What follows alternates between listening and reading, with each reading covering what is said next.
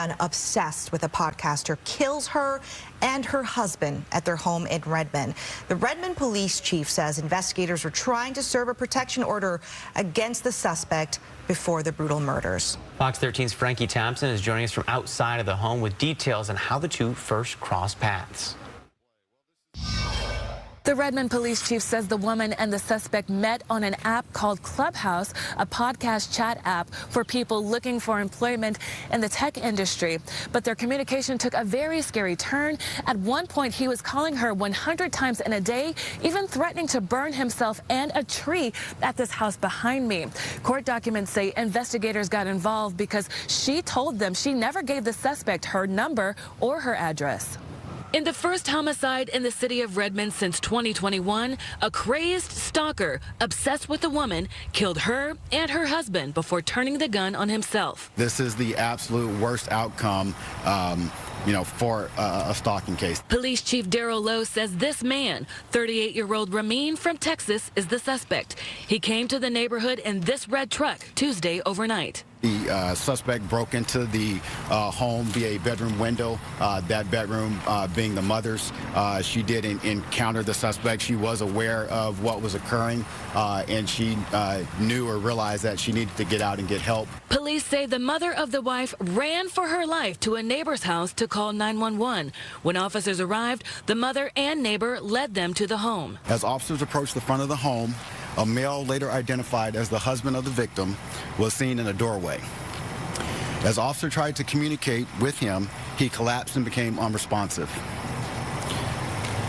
Officers evacuated him from the front of the house and realized that he had been shot. First responders performed CPR, trying to save his life, but he soon died. During the investigation, officers found the man's wife shot in the master bedroom, Ramin dead from shooting himself. The petition for protection order, filed on March 3rd, says Ramin would leave the woman voicemails more than 10 times a week, sending gifts and flowers to her home, even saying he hired a jazz band to play outside her house for 2 hours, but then called it off. The documents say the suspect would also leave her husband 20 messages a day. He even found her friends' addresses and phone numbers without their permission.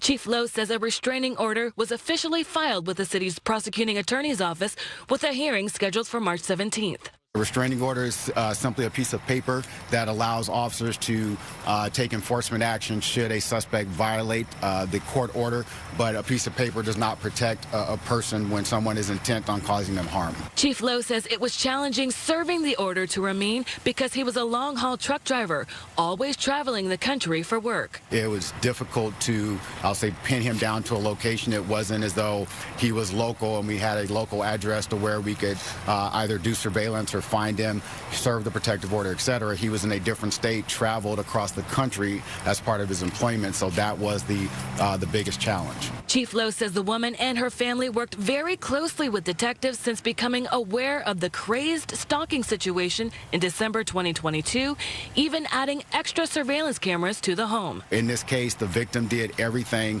that they possibly could. Unfortunately, this person, broke into their home and killed her, and it is a tragic event. As police continue their investigation here at the home, the medical examiner's office is working to positively identify the woman and her husband. Reporting in Redmond, Frankie Thompson, Fox 13 News.